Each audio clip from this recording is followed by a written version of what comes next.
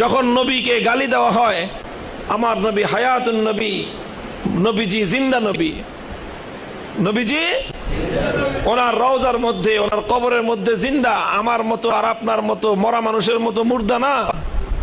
নবীজির কবর যদি এখন খনন করা হয়, খোদার কসম খেয়ে বলে আমার নবীর দেহ ওইভাবে আছে যেইভাবে 1400 বছর আগে নবীজিকে মাটির মধ্যে রাখা হয়েছিল।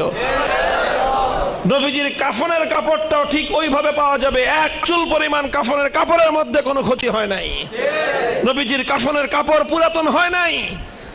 আল্লাহ পাক রব্বুল আলামিন এই মাটির সমস্ত পোকা মাকড়ের জন্য আমার নবীর দেহ খাওয়াকে হারাম করে দিয়েছেন।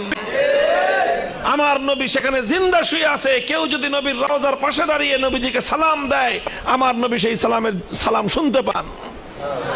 আমার নবী সেই সালাম শুনতে পান, সেই সালাম শুনে নিজে জবাব দেন। আর সারা যখন নবীকে গালি